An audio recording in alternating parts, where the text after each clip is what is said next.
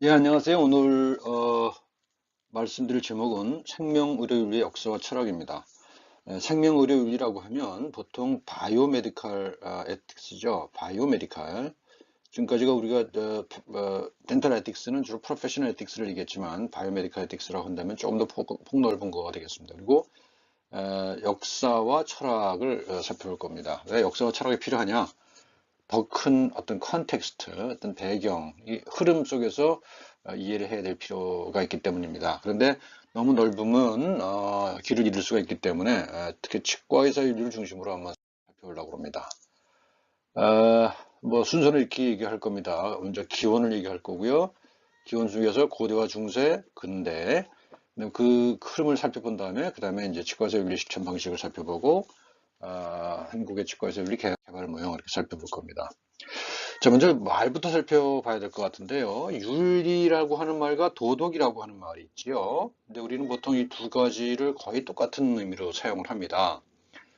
그렇지만 조금 어원과 그 기원을 살펴보면 좀 다른 의미를 가지고 있어요. 그 율이라고 할 때 율자는요, 사람 인변의 바퀴륜자죠.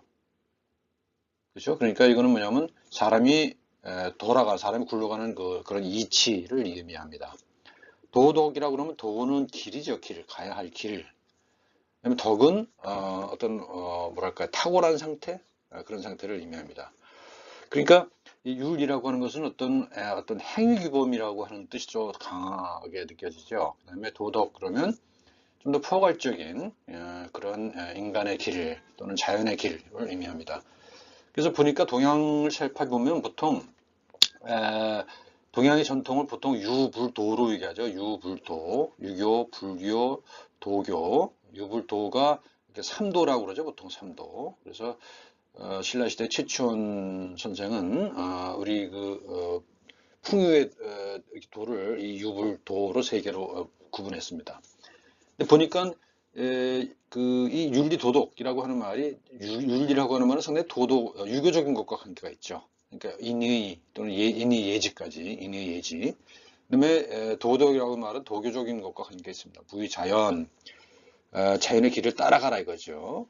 라는 겁니다. 그다음에 또 불교에서는 자비라고 하는 것이 또 우리 윤리 도덕과 관련해서 상당히 중요한 개념을 차지하고 있습니다. 그래서 우리가 지금 윤리라고 얘기를 할 때는 보통 서양에서 들어온 개념을 말합니다만 우리 전통 속에서 키워온 이런 유불도의 전통을 우리는 동시에 불러내고 있는 것이죠.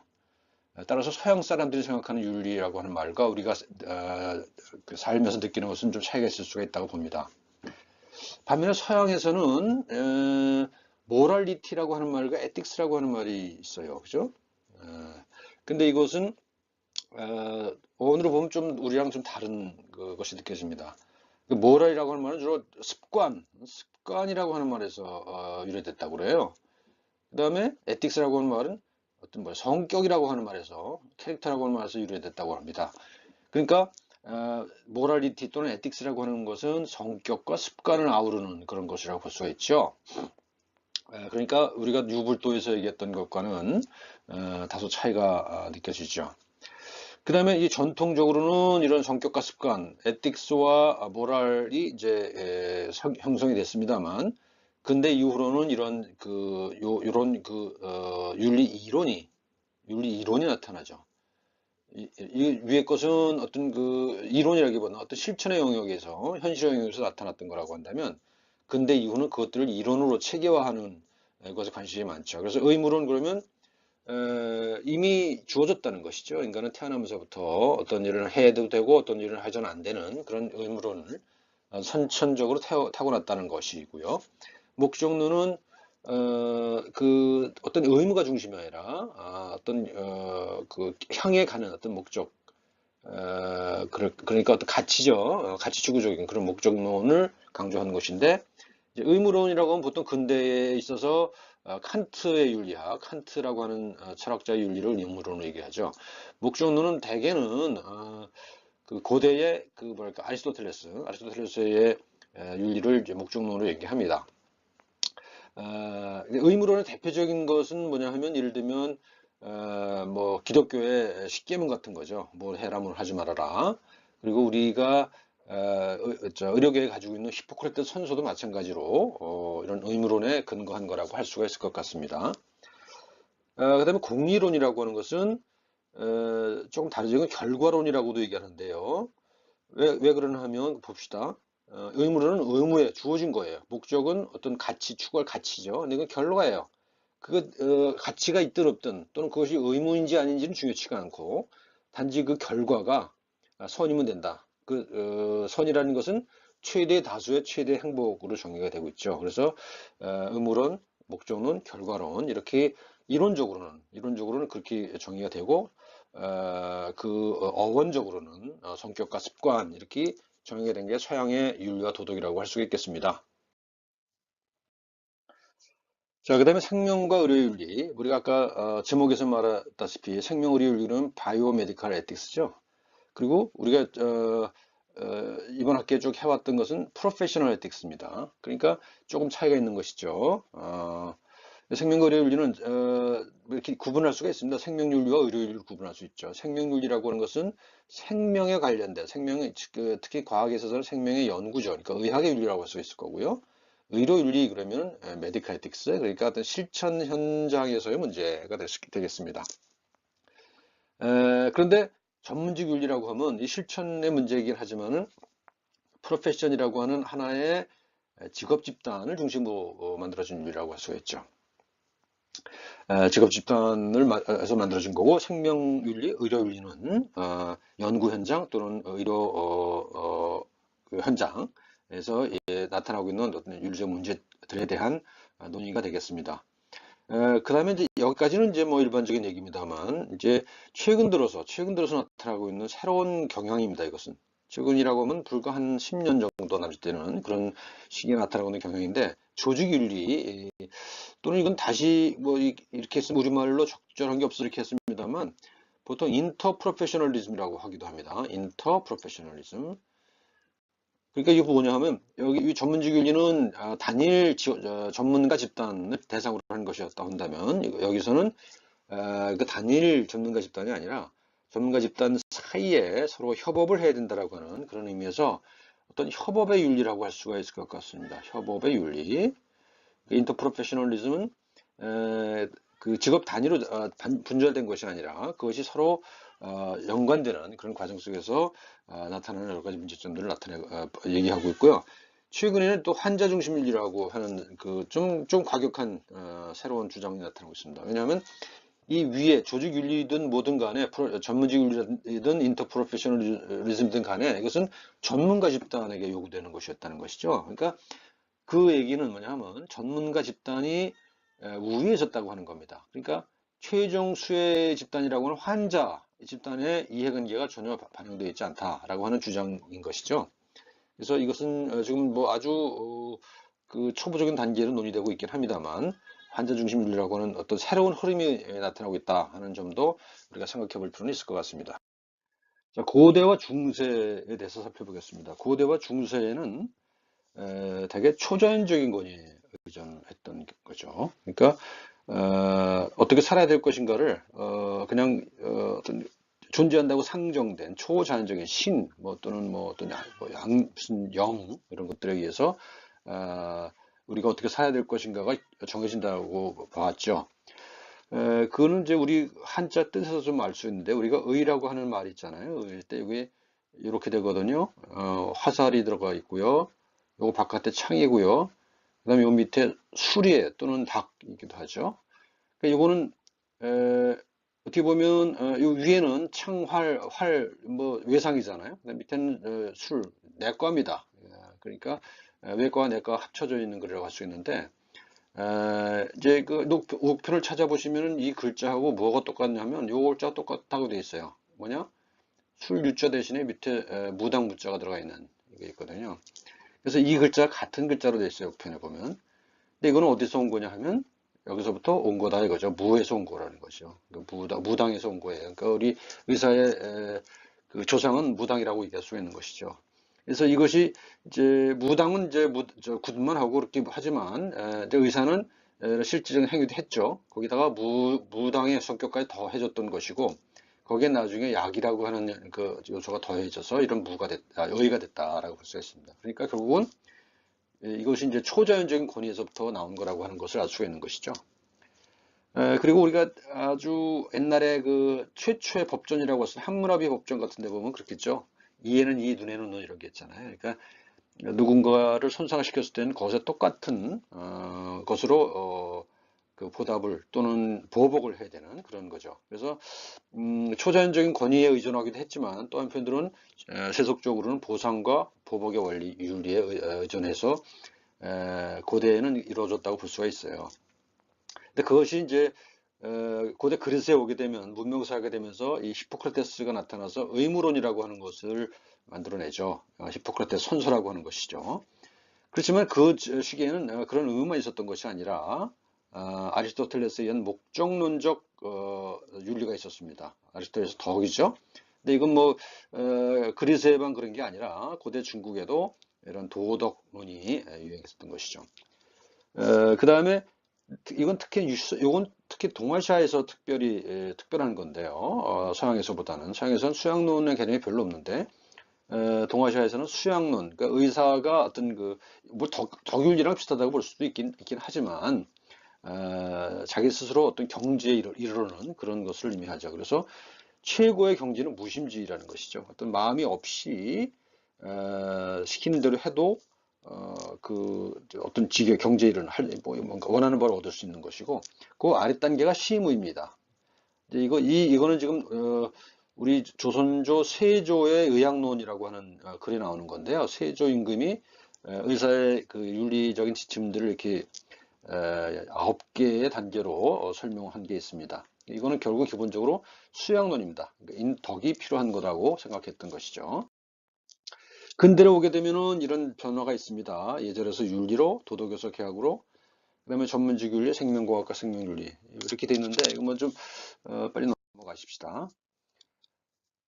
근대적 의료 윤리, 예절에서 윤리로인데 이유가 뭐냐면 예절이라고 하는 것이 왜 필요했는가 하는 거예요. 이거는 이제 우리 역사를 봐야 되거든요. 왜냐하면 우리 그 전통에서 서양에서 의사는 보통 내과와 외과로 구분됐거든요. 우리는 그런 구분이 없었지만 아까 의라는 글자에서 보듯이 여기는 피지션과 서전이 전혀 다른 직업이었거든요. 그래서 피지션은 주로 자기보다 지체가 높은 신분이 높은 사람들 치료했습니다.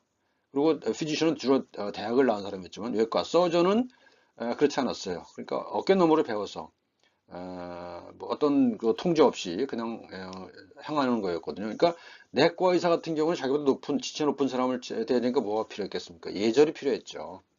예절이 필요했던 겁니다. 그래서 우리는 지금 환자를 페이션트라고 부릅니다만 이 당시에는 이들은 후견인이라고 불렀어요. 페이트론. 그러니까 그러니까 뭐 고객이나 환자가 아니라 페이트론, 뭐 자기가 자기 후견인이라고 하는 의미로 불렀던 것이죠. 그래서 그러니까 예절이 필요했던 겁니다. 자기보다 지체가 높은 사람을 다뤄야 되니까. 하지만 이제 외과 의사 또는 이발 외과 의들은 자기보다 같거나 낮은 신분의 사람들을 대하죠. 그들과 어떤 거래가 이루어지는 거였단 말이에요. 그래서 여기는 어떤 상업적 관계가 성립되죠. 뭐, 이 내과에서도 뭐 상업적 관계가 없다고 할 수는 없지만 어떤 신분이라고 하는 것이 근본으로 깔려 있었기 때문에 예절이 중요했던 반면에 외과 의사 같은 경우에는 상업적 관계가 많이 개입되어 있었기 때문에 거기 필요한 합리적 관계가 나중에 필요하게 된 것이죠. 그래서 이런 두 개의 전통이 이제 내려오다가 이것이 이제 대개는 아마 18세기 이후라고 그러는데 이것이 합쳐지죠. 그 내과와 외과가 합쳐져요. 그 전통이. 그래서 그때부터는 이제 그 새로운 그 틀이 필요해졌던 것이죠. 그래서 이때 나온 게 이제 메디컬 에틱스라고 하는 말이 최초로 합니다. 펄시벌이라고 하는 사람이 이런 책을 썼는데요. 그래서 이때부터 후견인이나 고객이 아니라 환자라고 하는 말이 이제 일반화되는 것이죠. 생각해 보시면 뜻이 나오죠. 후견인, 페이트론, 고객, 클라이언트, 페이션트, 환자. 환자라는 말은 굉장히 중립적이죠. 페이션트라고 하는 말의 어원은 뭐죠? 인디오입니다. 견뎌내는 사람, 고통을 견뎌내는 사람이 환자였거든요. 그러니까 이것은 뭐 어떤 신분이 이런 게 아니라 고통받는 사람이라는 뜻이 있었던 것이고 의사는 그 고통을 돌보는 사람이 되었던 것이죠. 그래서 뭐 예절과 윤리 이렇게 구분되는데 예절은 아까 말한 것처럼 어떤 그 내과 의사, 자기보다 높은 신분의 환자를 돌봐야 되는 것이었고, 그래서 여기서는 후견인이었다면 이제 윤리, 이제 일반적인 지금과 같은 그런 상황에서는 환자가 되고요. 예절에서는 개인이 되겠죠. 자기보다 지위 높은 개인. 하지만 윤리, 지금 현재 그 의료에서는 집단이 됩니다. 환자라는 집단. 그 다음에 과거에는 명예가 중심이었다면 지금은 의무 또는 권리, 의무와 권리가 되고, 과거에는 1인칭이었죠. 주관적이었다면 지금은 이제 객관적인 원리를 요구합니다. 그래서 윤리를 논의할 때도 객관적인 사실관계를 원하게 되죠. 자, 그 다음에 이제 그 흐름을 한번 쭉 살펴본 겁니다. 흐름을 살펴본 건데, 도덕, 계약, 조직, 환자 이렇게 흐름을 이미지로 제가 정해 봤어요. 그러니까 고대는 온정적 간섭주의였잖아요. 그러면 파터널리즘이었단 말이죠. 여기서는 의사의 도덕성을 신뢰해야만 되는 그런 거죠. 그래서 이제 요 대표적인 게 이제 히포크라테스라고 그랬죠. 히포크라테스. 그 다음에 이제 중세 오게 되면 암흑시대라고 얘기하잖아요. 그러니까 이런 그 고대 그 지혜들이 상당히 많이 묻혀 있었던 시대이죠. 그러다 보니까 여러 가지 문제가 발생하고 치료 행위가 이루어진다 하더라도 문제가 많은 것들이 있었기 때문에 냉소하는 그 의료 행위에 대해서 냉소하는 그런 전통이 만들어집니다. 근데 사실은 그 전통이 지금까지도 좀 상당 부분 이어지고 있지요. 그러다가 이제 1950년대에 오게 되면, 뭐, 물론 이제 과학이 도입된 건 이거보다 훨씬 먼저부터죠. 그래서, 의학에 과학이 도입되면서부터 과학주의, 사이언티즘이 이제 의학을 지배하게 되고요. 그러니까 이거는 어떤 생각을 하게 되냐면, 의학은 과학이고, 과학은 현실의 문제를 풀어내는 어떤 문제풀이의 기능을 한다고 생각했던 것이죠. 그래서 구조개념주의라고 하는 말이 다 나옵니다. 이게 주로 이제 탈코트 파슨스라고 하는 사회학자가 주장하는 것이고요. 그 틀에 의하면 의사는 그 손상된 노동력을 회복시켜주는, 노동력을 재생산시켜주는 기능을 담당하는 걸로 됩니다. 사회적 기능이죠. 그러니까 어떤 인간적인 요소보다는 사회적 기능을 담당하는 자로서의 의사가 이제 1950년대에 유행하게 됩니다. 그래서 이때는 이런 생각을 하게 된 것은 의사 전문성을 신뢰했기 때문에 가능한 얘기겠죠. 그렇죠? 신뢰하지 않았다면 의학은 과학이기 때문에 그리고 과학은 그 문제를 푸는 것이기 때문에 그 문제를 풀 수 있도록 해주는 것, 그래서 사회가 그런 기능을 해주는 것이 필요하다고 생각했고, 그래서 사회적 계약이 만들어진 거죠. 그런데 이것이 이제 1960년대로 넘어오면서 사회적으로 큰 격변을 겪게 됩니다. 아시다시피 60년대는 이제 히피 운동이 일어났던 때죠. 그러니까 기존 권위에 대한 일종의 반항이랄까요? 그런 것들, 젊은이들의 반항 일어났던 때이고, 또 한편으로는 68 혁명이라고 그러죠. 프랑스에서 학생들이 들고 일어나서 정권을 뒤엎었던, 드골 정권을 뒤엎었던 그런 시기였기도 하고요. 또 한편으로는 흑인 민권 운동이 크게 일어났던 때죠. 그래서 이제 민권 운동, 반전 운동, 이 전쟁의 반대, 이게 베트남 전이죠. 반전 운동들이 일어났고, 또 문화적으로 어떤 권위에 도전하는 반항아, 누구죠? 그 유명한 배우가 있잖아요. 이름은 잊어먹네요. 어쨌든 그게 이제 60년대에 그런 문화를 반영하는 거고, 그것이 이제 나타난 것이 히피 문화로 나타났던 겁니다. 그래서 그렇게 되다 보니까 의사라고 하는 직업이 가지고 있었던 그 권위에 대해서 좀 의심하는 시각이 많이 생기게 되죠. 그래서 이제 프로페셔널이라는 말을 만드는 사람이 프라이드슨일 텐데, 말 자체를 만드는 게 아니라 그 개념을 직업사회학에 적용하죠. 그래서 메디컬 프로페셔널리즘이라는 책을 씁니다, 이 사람이. 그래서 이 60년대처럼 어떤 정기능, 좋은 기능을 발휘하는 그런 단위로서의 전문가 집단 프로페션보다는 어떤 사회적인 그 계약 관계에 있어서 만들어지는 그런 걸로서 이제 개념화하기 시작하는 겁니다. 그리고 이때부터 서서히 환자의 자율성을 강조합니다. 과거에는 파터널리즘이었다. 이 위부터는 원정적 간섭주의였다고 한다면 환자의 자율성을 강조하기 시작했고 수평적 계약 관계를 이제 강조하기 시작합니다. 그래서 50년대까지는 의사의 권위가 아주 강하게 인정됐던 때인 반면에 60, 70년대 이르면서 그런 의사의 권위에 대한 의심에 싹트기 시작한 때였고요. 그러다가 보니까 이제 의사들 쪽에서도 여러 가지 문제점들을 느끼게 되죠. 그래서 1990년대, 2000년대 오게 되면은 그 프로페셔널리즘을 새로이 해야 된다. 프로페셔널리즘 뭐 리보스, 그러니까 새로 탄생시켜야 된다라고 하는 운동들이 또 한편으로 일어납니다. 그러니까 막 부흥해서 일어나다가 거기에 대해서 어떤 그 의심의 눈초리가 있게 되니까 내부에서 어떤 새로운 의지가 막 타올라왔던, 그래서 새로운 프로페셔널즘, 우리가 다시 초기의 그 쪽으로 돌아가야 된다라고 하는 운동이 벌어졌던 것이 이제 20세기의 운동이라고 볼 수가 있습니다.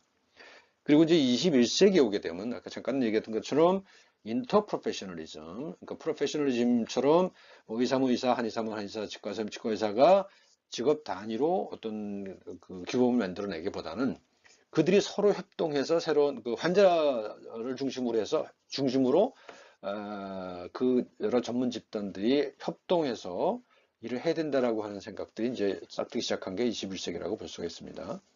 그래서 환자 중심주의, patient-centered ethics, patient-centered medicine의 근거로 해서 환자 중심 윤리가 논의되기 시작하는 것이죠. 이게 시작이죠. 이거 시작일 뿐입니다. 우리는 여전히 이 위에 프로페셔널즘까지의 이런 그 논의가 주류를 차지하죠. 근데 지금은 이제 그 새로운 시대로 접어들면서 인터프로페셔널리즘과 페이션트 센터드 메디신이 이제 강조되기 시작한다. 이제 시작이다 하는 얘기입니다. 저기 그림을 몇 장 보여드릴 텐데요. 1523년이니까요. 아주 오래전부터 이런 일이 있었다는 겁니다. 보면은 이제 치과의사로 보이는 사람이 뭐 환자라 보이는 사람이 입에다 뭔가를 하죠. 이 자세라든가 이런 표정을 통해서 뭔가를 우리가 읽어낼 수 있을 것 같습니다. 그리고 여기서부터 치과의사의 윤리라고 하는 것을 읽어낼 거라고 저는 생각해요. 그래서 이 그림은 대단히 우리가 치과의료 윤리를 공부하는 데 대단히 중요한 우리가 반면 교사 또 뭐 그런 어떤 거울로 생각해야 될 거라고 생각하는데요. 제일 중요한 거는 이 제3의 인물입니다. 이 제3의 인물, 이 아가씨가 표정이 아주 좋지 않은데 그 손이 어디 갔는가 잘 보면 아마도 환자의 주머니에 가 있는 것 아닌가 하는 겁니다. 그래서 이게 16세기부터 벌써 이러한 그 어떤 윤리적인 그 문제 제기가 이루어지고 있었다는 것, 어떤 글로보다는 그런 거 잠깐 같은 그림을 통해서 나타나고 있었다는 것이고요. 이건 이제 19세기경에 이르면은 이제 치과 의료행위가 완전히 하나의 퍼포먼스가 되죠. 말하자면 어떤 마술쇼와 같은 것이 돼버렸던 그런 때도 있었습니다. 뭐 지금은 이렇지 않다고 얘기할 수 있겠죠. 우리는 과학적 치과 의료를 행한다고 우리가 믿고 있지만 한편에서 보게 되면 여전히 우리는 이러한 행위를 하고 있는 것 아닌가, 마술적 행위, 어떤 쇼적인 행위 하는 것 아닌가 하는 그 반성을 해볼 필요가 있다고 해서 그림을 가져왔습니다. 이건 뭐 일반적인 이야기이긴 합니다만 의사라고 하는 사람들이 쉽게 행하는 비윤리적인 그런 행위에 대한 풍자 그림입니다. 자, 그래서 우리는 일반적으로 이제 지금 흐름을 쭉 살펴봤잖아요. 그러면 원래 도덕에서부터 계약으로 넘어가는 그런 큰 흐름을 우리가 읽을 수 있죠. 그죠? 도덕이라고 하는 것은 그 길이라고 하는 거죠. 길, 그다음에 탁월성 그런 것들을 통해서 해왔던 그런 행위에서 언제는 계약이라는 겁니다. 계약이라는 것은 계약 당사자가 반드시 있는 것이고 거기서는 어떤 주고받는 것이 있는 겁니다. 권리와 의무를 주고받는 것이 있는 것이죠. 도덕에서는 주로 이제 온정적 간섭주의에 근거했고 책임이 중심이었죠. 그러니까 마땅히 가야 될 길이기 때문에 책임이 중심이었던 것이죠. 근데 이것이 계약이 되게 되면 상대방과의 관계고 누구나 다 자기 나름대로 권리와 의무를 가지고 있는 겁니다. 그래서 여기서 이제 윤리는 주로 의무 중심으로 변해가는 것이죠. 그러니까 과거에는 포괄적이었다고 한다면 여기 특이적인 거, 어떤 행위를 했을 때 그것은 책임지는 그런 형식으로 갑니다. 이것도 마찬가지로 이제 아까 얘기한 것의 반복입니다. 도덕적 계약이었죠. 프로페셔널리즘 도덕적 계약입니다. 도덕적 계약. 우리가 이거 도덕적 계약 말고도 뭐 사회적 계약도 있고 임상적 계약도 있죠. 돈을 주고받기도 하고 사회적 권리와 의무를 주고받기도 합니다. 근데 여기서 프로페셔널리즘은 도덕적 계약이에요. 그러니까 도덕적 가치를 주고받는 것이죠. 그래서 여기서 이제 분석된 바를 보면 우선 이렇습니다.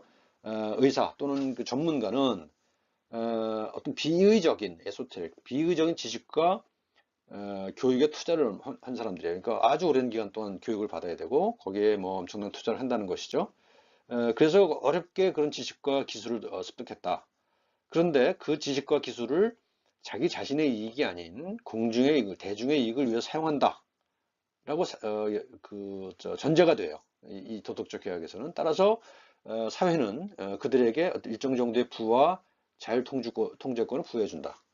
이게 이제 도덕적 계약의 프로페셔널리즘의 일반적인 공식이에요. 그러니까 물론 이제 자연적으로 존재하는 공식이 아니라 사회학자들이 만들어낸 공식이죠.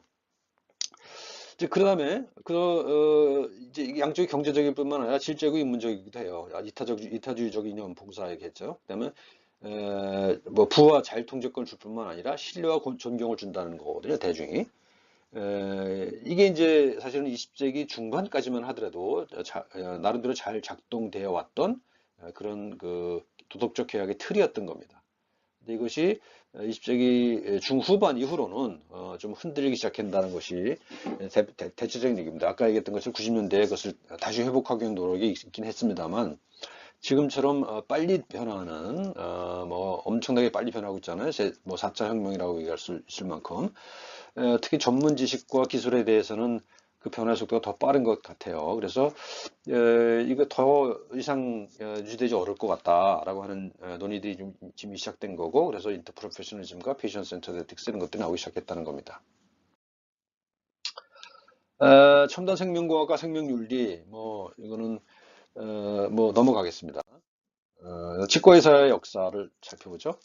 이거는 우선 치과에서는 보통 이건 저기 뭐야 나중에 역사에서 다시 공부할 겁니다만 의료업자였죠. 업자였습니다. 그러니까 의사라고 하는 그 권위가 부여된 것은 20세기도 20세기 들어와서였다고 볼 수가 있는 겁니다. 특히 치과의 경우는 그래요. 일반 의사의 경우도 그렇지만 일반 의사의 경우는 그래도 상당히 이른 시기에 그런 지위를 확보를 했다면 치과 의사는 20세기 들어와서야 20세기 중반이 돼서야 어떤 과학으로서의 지휘학이 인정받기 시작했고 치과에서도 역시 그런 지위를 부여받게 됐다는 겁니다. 그러니까 과거에는 그냥 업자였어요. 의사, 치과의사, 뭐 외과 의사에 속하기도 하고 이발 외과의가 되기도 하고 이발사이기도 하고 대장장이 또는 가발업자 이런 사람들이 그냥 어깨너머로 배운 것을 갖고 그냥 서비스를 제공하고 했던 것이죠. 그것이 이제 외과의 한 분야로 자리 잡은 게 이제 우리 학교 앞에 있는 그 동상, 피에르 푸시의 동상, 1728년에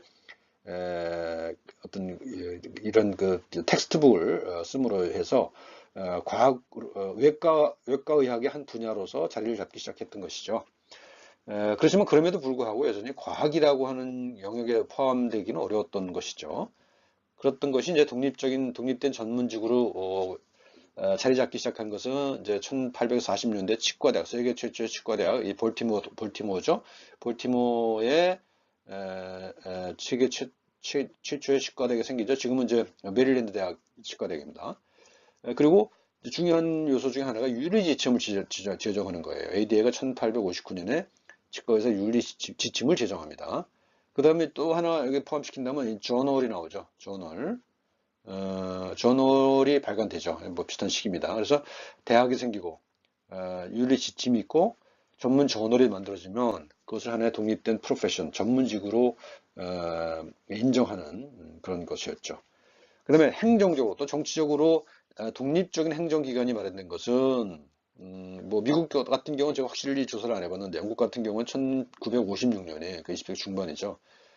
제너럴 덴탈 카운실이라고 하는 조직이 생기는데요. 이거는 여기서 치의학 교육과 면허 모든 것을 담당합니다.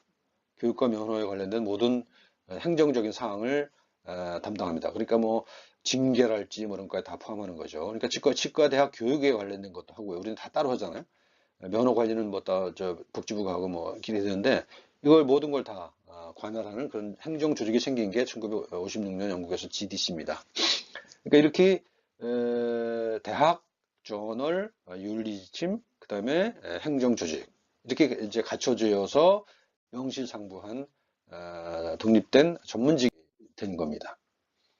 치과의사윤리 쟁점 사례는 여러 가지가 있는데 이거는 치과의사학에서 이제 배우도록 하고요.